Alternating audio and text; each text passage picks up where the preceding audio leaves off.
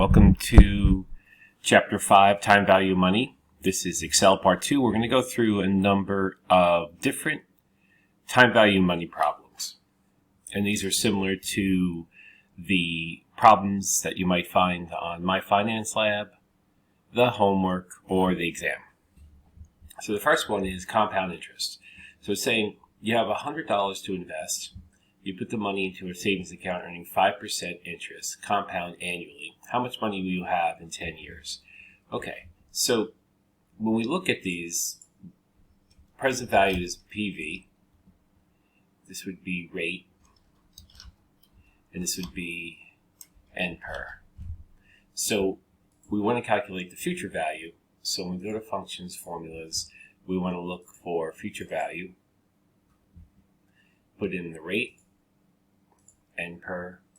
Now, when we put in the present value, we want to put in a negative first, so we'll calculate a positive answer, because that's the answer that you would enter into the homework manager. So future value should always be positive amounts. And present values, if it's not negative in the current present value field, you should make it negative because it's considered a cash outflow in problems like this. Now, for simple interest, we're looking here at the second problem, simple interest. When it says simple interest, it's simply just going to be the 5% multiplied by the 100. So we add that to the number of years times the simple interest. So this is, simple interest means no compounding. So you see that it's better to compound. Excuse me. Okay, next problem, future value. So it's saying we want the future value of a single cash flow for this interest rate for this period of time. So it's duplicated in this chart down here. And it's just really this chart that I put down here, and we're going to calculate the future value. So again, if you want to search for any value I talk about in this video, just type it in here and you'll get the answer, the formula builder. So you always want to use the formula builder when you're doing these problems rather than trying to do straight out formula writer up here. So rate would be the interest rate, NPER would be the number of years, and present value, so I'm going to put a negative sign in front of the present value of the single cash flow, and then hit done. So we get $530.66. Now, the reason I put negative in front of the cash flow because it's considered a cash outflow, and for Excel to calculate the future value properly, it needs to be a negative term. But in the problems in the homework manager and in the textbook, it's going to show it as a positive number. So I have to put that negative in front of the PV to get it to calculate properly.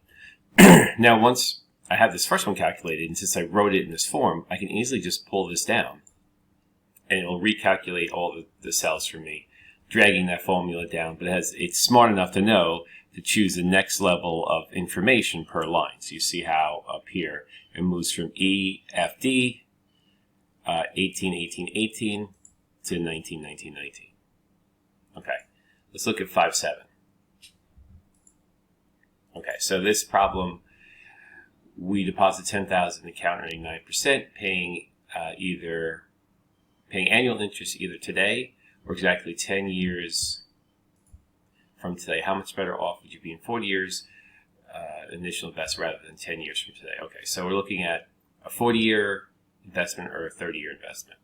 So again, I'm going to use the future value and the rate, 9%, NPER, 40, present value is the initial cash flow initial outflow of cash, which is 10, and I put that negative in front, and I get 317. Now, if I do scenario 2, it's the same, pretty much the same inputs, except for the NPER is 30, not 40. Let's say done. Oh, no, I want this on this cell. Oh, put it in the wrong cell. Try this again.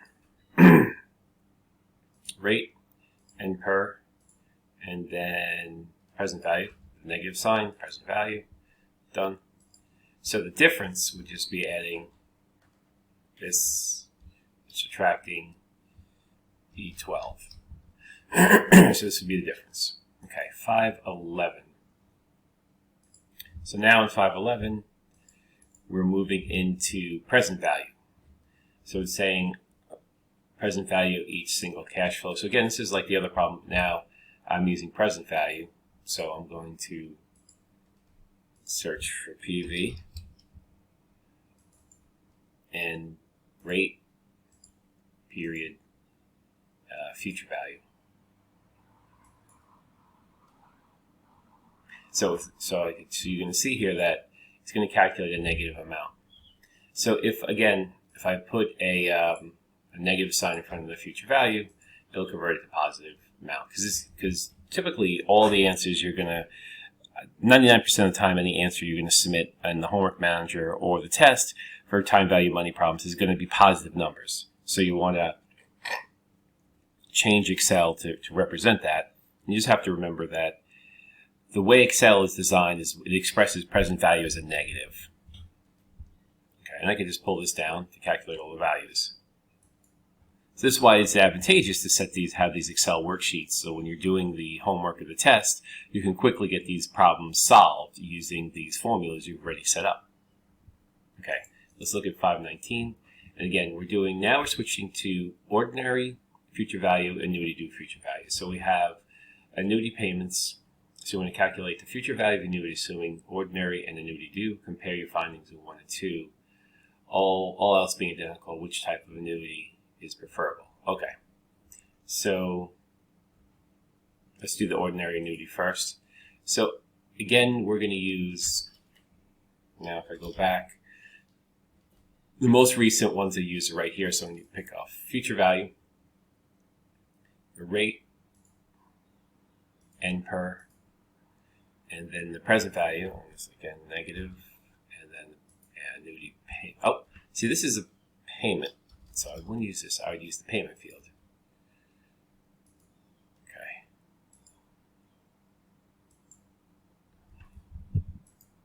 Okay, so 36,000 is the ordinary annuity.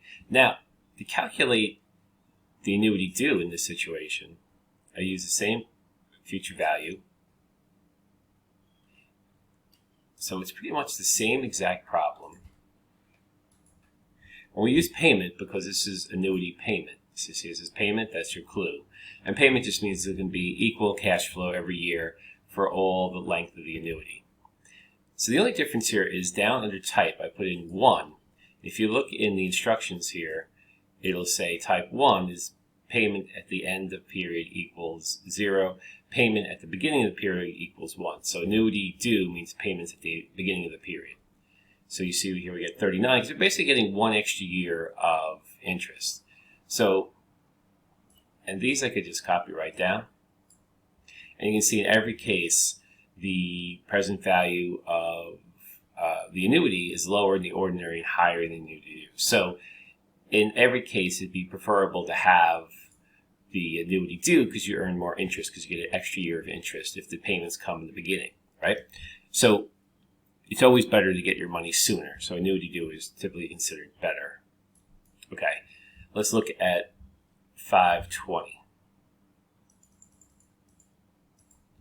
Okay, so this is present value, looking at present value.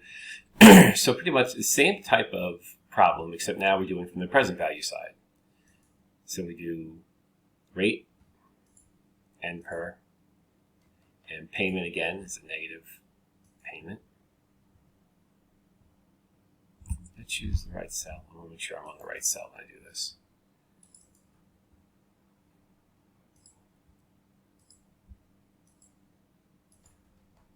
Negative here and payment. And this is, now this, you could put 0 here or leave it blank. It assumes 0 if it's blank. So this would be the ordinary annuity. So for the annuity due, you guessed it, it's the same, pretty much the same procedure, except I'm putting in type 1. And you see that this is larger too because you're getting an extra year of interest on the annuity. So the present value, since the future value is going to be larger, the present value is larger as well. And that's why the annuity due is also larger for the present value.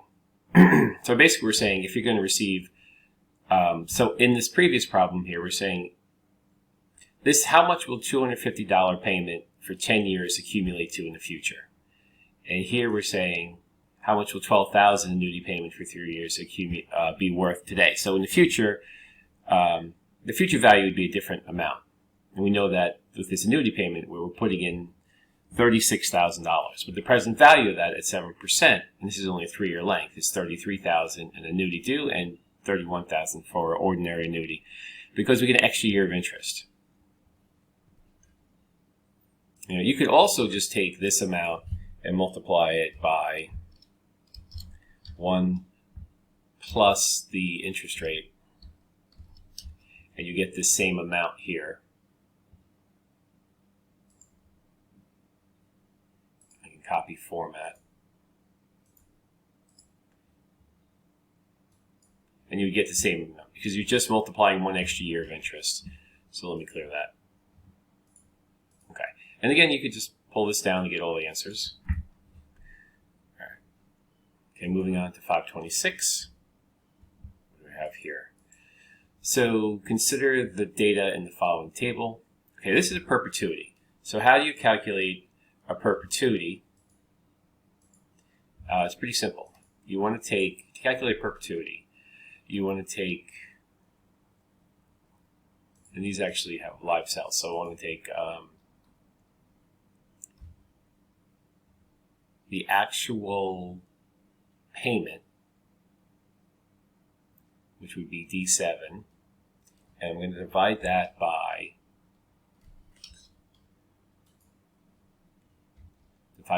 the rate, which is E7. So this is the perpetuity. So it's just that simple of a calculation. When you're calculating a perpetuity, it's just payment divided by rate. And perpetuity is a type of annuity that is infinite, forever. Or this is how we would value it in today's dollars. Okay, let's look at 530. So we're talking about a mixed stream of cash flow. For the mixed stream, the following table, determine the future value at the end of the final year. Okay, so finally, if deposits are made into an account paying 12% interest, assume no withdrawals are made during the period. So end of the year, which means this is ordinary annuity and deposits beginning at the beginning of each year. Okay, so A and B. So we have, this is basically ordinary annuity, and this is annuity due. When it says deposits occur immediately, that means annuity due. 1 year from now means the end of the period, ordinary annuity.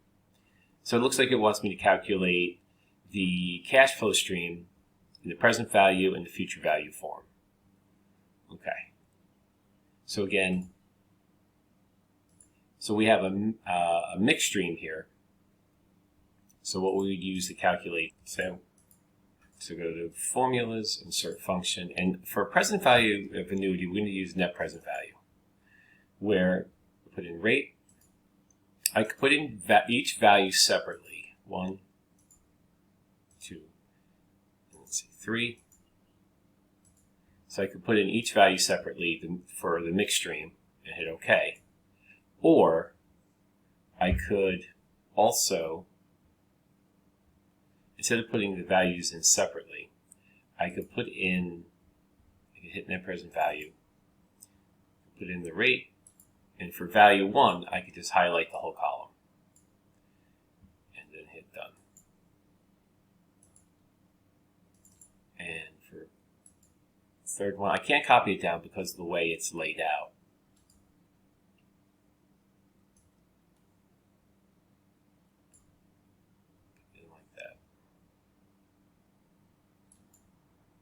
And that's how I would calculate the 3 variables. Now, the future value, how we're going to calculate the future value is we're going to use future value, of course. The rate is going to be the rate. N per, for the first one is 3. And then for present value, put a negative here and then hit the present value here. And this will give me the future value. So I need the present value to calculate the future value of annuity. And that's why we calculated the present value first here. And the same thing here, right? And per for this one would be 5. And then present value. Put that in the wrong cell.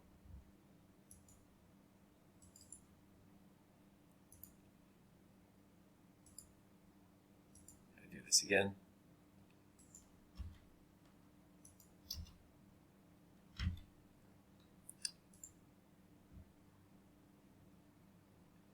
And I keep messing this up. I want this down here, and I want the solution. Do it for a third time.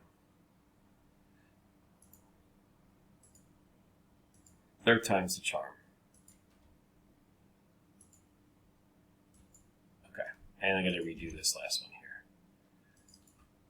Rate and per here is 4, and present value done. Okay, so now let's do annuity due. So first deposit immediately. This is annuity due problem. So that's how they kind of trick you in the word problem. Is they're trying to describe that end of the year, beginning of the year. So this I know is an annuity due problem. So again, it's the same. So you see that this would be incorrect here. So because we have the beginning of the period, so it's extra year compounding. So I'd use the present value as I did in the first problem and just highlight the range. I would hit done. So, but at the end, I would put in multiply by 1.12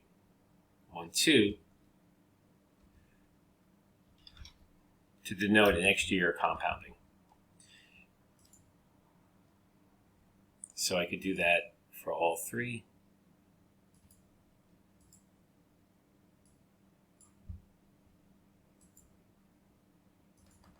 Times 1.12.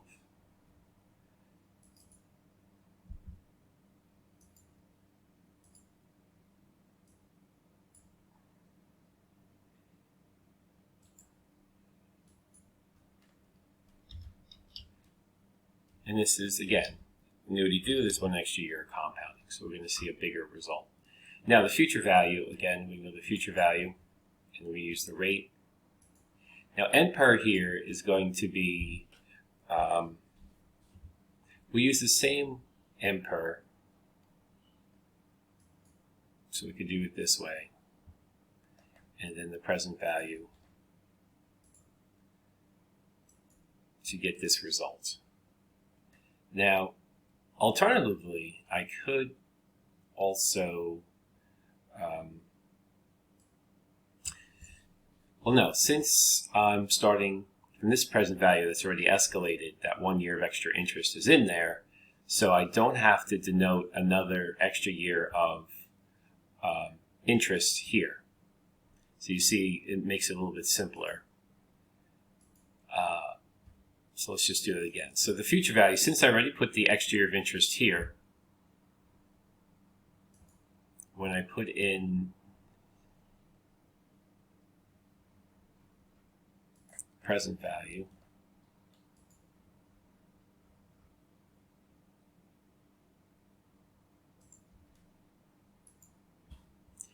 you see that I don't have to, but up here, like I showed before, if I did take an extra year of interest,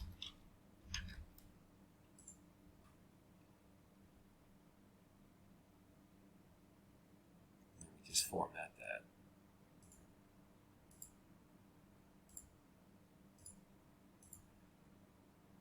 You see that I get the same results.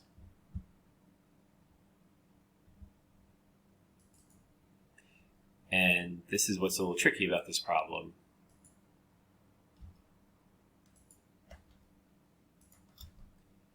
Oops.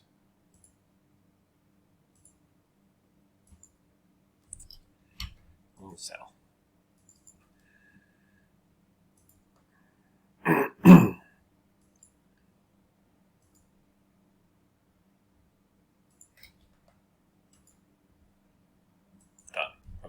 So you see that it's the same result with the annuity due up here. So let me clear that. And I don't have to denote an extra year of interest because it's already here in the present value. Okay. Moving on to 532. All right. So this is a mixed stream, another mixed stream. Find the present value of the mixed stream of cash flows. Assume the firm's opportunity cost is 12%. Okay, so 12%. Here are the cash flows. So we have a -1 in cash flow year 1, cash flow year 5. So again, we're going to use the net present value function to calculate the present value. And we have the rate. And the cash flows, I'm just going to highlight the range. Done. So now what if the cash flows were, there's 6 cash flows, and this is the year 1, year 2, and year 6 cash flow project B. So this is project A. Project B would be 10,000, 5,000 for years 2 through 5, and 6 would be 7,000. So let's translate it like this. And again, highlight and then finally,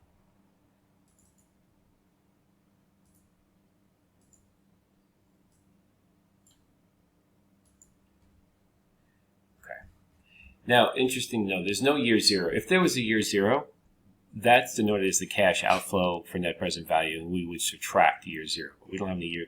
Cash flows are all starting at year 1. So, project C, year 1 through 5 was 10,000, 6 through 10 was 8,000, and that's how I laid it out here. Okay, 35. So here we have a cash flow 0 for the first time. So we have a problem here where now we're going to have a cash flow 0. And so it's saying a mixed stream, Well and Hart has a right home security. At the end of year 1 and 2. And make, so this is like a payment. So at the end of year payments for year 3 through 6, and a final payment of 10,000 due at the year 10. Okay, so interpreting this information, year 0 is, cash flow 0 is 0. Cash flow 1 is 30,000. 25. And this is cash flow from years, cash flow 3 to 9 is 15,000, and the last year is 10,000. So this is what it wrote out in the problem. Lay out the cash flow on the timeline, that's this. Apply a 12% rate of return. Second company is offering an immediate payout of 100,000, which is a better offer. Okay, so let's do the present value. This is a time value of money problem. So we're going to do a net present value. Okay, so the rate is 12%. And then when we calculate the values, we start at value 1 is year 1. So we're going to put that all the way down, like that. And we're going to hit done. But the problem, technically, this net present problem, we'd have to also say minus year 0 at the end. And that's if there is a cash outflow at year 0, which is the present value. We'd want to subtract it from all the cash inflows. But this cash outflow is 0, so it doesn't really change the answer at all. Okay, so here it's saying if we have a payment of 100,000, the second offer. So this present value, the first offer is 104,000. So that's larger. So we'd want to do the first. First is larger than 100,000. Okay. 539. All right. So here we have for 539, we're looking at frequency of compounding, time value, and effective annual rate for each of the tables show. So calculate the future value at the end of a specific deposit period. Okay, so I just rewrote the table down here, and we want to calculate the future value of annuity. It's a relationship between frequency, nominal, and effective rates. Okay, so we have the 6% rate, compounded frequencies twice a year, deposit years are 5, So the future value of annuity, use our future value formula. So our rate is going to be a rate divided by frequency. N per is going to be our years multiplied by the frequency. And then our initial deposit is going to be our present value. And we're going to make that a negative, so we get a positive answer. So this would be the answer. So to calculate the effective annual rate, we're going to use effect and the nominal rate 6%.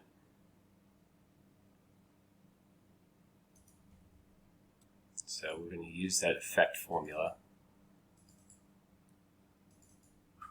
here.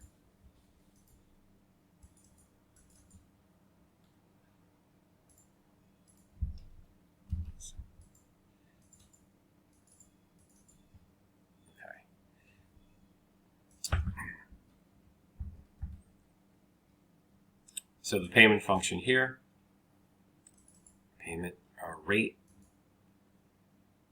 N per 42 years, and future value. So that would be the rate, the annual payment needed to get to $220,000 after 42 years. So if you can afford to deposit only $600 per year into the account, how much would you have accumulated by the end of the 42nd year? Okay, so basically we're saying this is our deposit. What is the future value?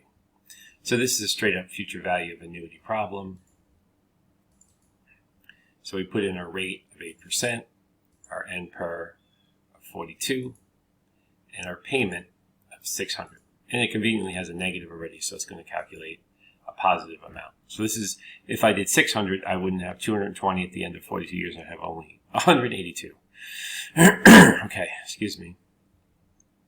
Let's look at problem 547. Okay, so we have different loans here. We have 4 loans. So here are the different loans. The principal amount of the loan, interest rate, and the term of the loan. So we're saying calculate end of year payment for each of these loans. Okay. So the annual end of the year payment. And this is saying,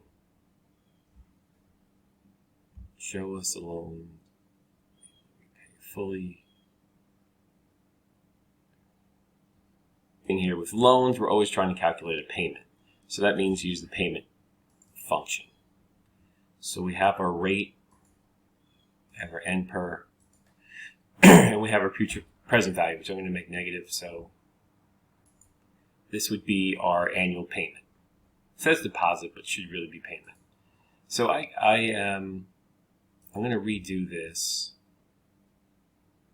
So the rate, so if I redo it using these figures here,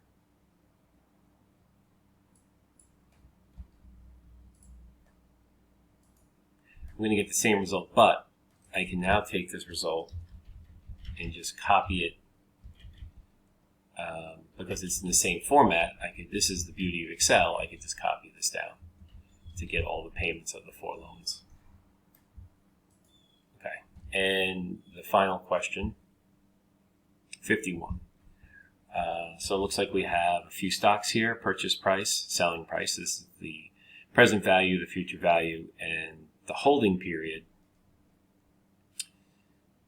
and then the growth rate. So here we're going to calculate a growth rate. Okay, so the holding period, let's see, January, so it says we started on January 10th, and this is the amount. So calculate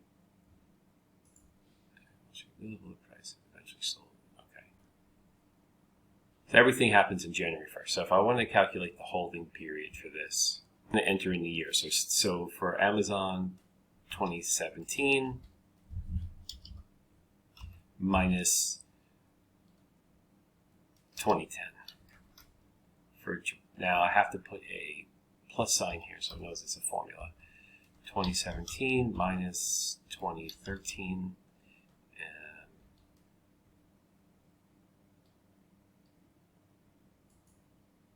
I'm sorry. 2013 minus 2010. Yep. and this one is 2016 minus 2010. Okay. Again, I need to put a plus sign beginning here to denote, or an equal sign. Be fine too, to denote that it's a formula. So these are the holding periods. So we started at 2010 and at 17, 13, 16, so we have 3 different holding periods. So to calculate a growth rate, I want to use the rate function. So the N per would be the holding period. Payment, we wouldn't use payment. Present value, which we're going to make negative, is the purchase price. Future value is the selling price. So this would give me a growth rate of 28%. I can just copy that down. And this is, so the best investment here would have been Netflix at the time with the annualized holding period growth rate of 54%. So that means we're getting this rate every year. Because 54% of $8 would be like $12. But this is, we're getting this percent every year for 6 years, and that grows up to 110. Okay, so that's the end of this Excel Part 2 for example problems more closely related to how they would be written in the textbook, in the homework manager, or in the test. So I hope you found this helpful, and I look forward to talking to you again soon. Thank you.